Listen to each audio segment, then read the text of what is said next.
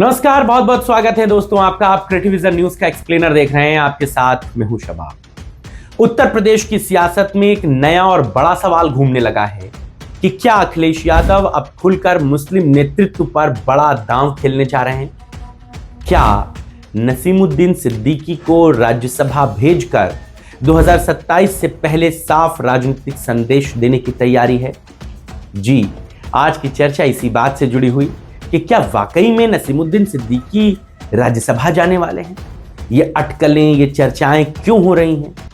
अखिलेश यादव को नसीमुद्दीन सिद्दीकी को राज्यसभा भेजकर क्या हासिल हो जाएगा और कैसे नसीमुद्दीन सिद्दीकी के राज्यसभा जाने के बाद मुसलमानों के लिए एक नेता तैयार हो जाएगा।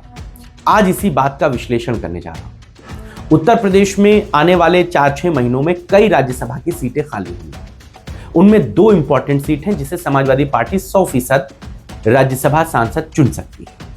उनमें एक सीट पर रामगोपाल यादव की जगह रिक्त हो रही है और दूसरी पर जावेद अली खान की। रामगोपाल यादव तो तय हैं, दोबारा फिर से राज्यसभा जाएंगे, लेकिन अब जावेद जी की सीट पर नसीमुद्दीन की चर्चाएं हो रही। राज्यसभा की जो सीटें खाली होने जा रही हैं उनमें रामगोपाल यादव और जावेद अली खान की सीटें सबसे ज्यादा चर्चाओं में हैं।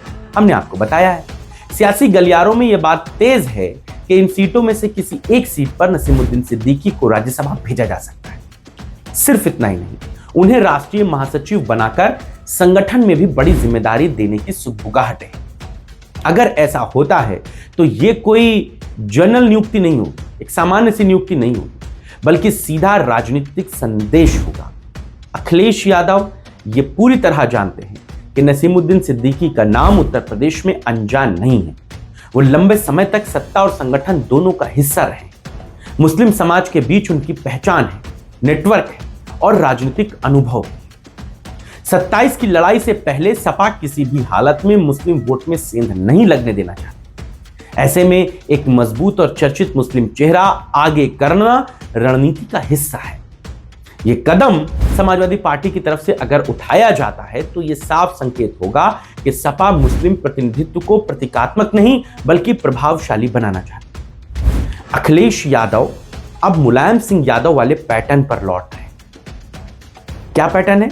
मुलायम सिंह यादव जब मुख्यमंत्री थे या जब वो समाजवादी पार्टी के सबसे बड़े नेता थे तो उनके इर्द गिर्द हर जाति हर धर्म का एक नेता होता था। जनेश्वर मिश्रा, बेनी प्रसाद वर्मा, आजम खान, मतलब हिंदू मुसलमान पिछड़े सबके एक नेता होते थे। अखिलेश यादव के साथ वो टीम नहीं बन पा रही और इसी कमी को अखिलेश यादव धीरे धीरे पूरा कर लेना चाहते हैं। इसके साथ ही साथ अखिलेश यादव उन ताकतों को भी जवाब देना चाहते हैं जो मुस्लिम नेतृत्व के नाम पर समाजवादी पार्टी और खासकर अखिलेश यादव को चुनौती देने की कोशिश करते रहते हैं।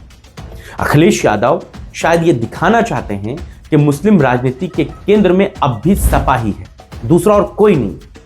लेकिन यह दांव अखिलेश के लिए आसान नहीं होगा। राज्यसभा की सीटें सीमित हैं और हर नाम के पीछे गुटबाजी, समीकरण और संतुलन का दबाव है। आपको पिछली बार वाला राज्यसभा का चुनाव याद होगा जिसमें समाजवादी पार्टी के बागी विधायकों ने बीजेपी के कैंडिडेट को जिता दिया था। आप भले उनको पार्टी से बाहर निकाल दीजिए, कुछ कर दीजिए, लेकिन फिर भी उन्होंने जिता तो भाजपा के ही लोगों को दिया ना, नुकसान तो कर दिया होगा। फिर भी अगर अखिलेश यादव नसीमुद्दीन सिद्दीकी को आगे बढ़ाते हैं तो यह 27 से पहले सपा की सबसे आक्रामक चाल मानी जा सकती है। एक ऐसा कदम जो सीधे यह संदेश देता है कि सपा मुस्लिम वोट बैंक को लेकर रक्षात्मक नहीं बल्कि एग्रेसिव रणनीति पर काम। और निगाहें अब इसी पर हैं कि क्या अखिलेश यादव का यह बड़ा दांव या आखिरी वक्त पर यह समीकरण कुछ और करवट ले लेगा, ये तो वक्त बताएगा। लेकिन चर्चाएं इस बात को लेकर बहुत तेज हैं। ये बात आप तय मानिए कि उत्तर प्रदेश की राजनीति में आने वाले दिन बेहद इंपॉर्टेंट हैं, बेहद निर्णायक साबित हो सकते हैं। आप इस खबर पर क्या सोचते हैं? नसीमुद्दीन सिद्दीकी के राज्यसभा जाने की चर्चाओं पर, अखिलेश यादव के इस फैसले पर आपके राय और विचारों का इंतजार है। फिलहाल इस खबर में इतना ही। इजाजत दीजिए, नमस्कार।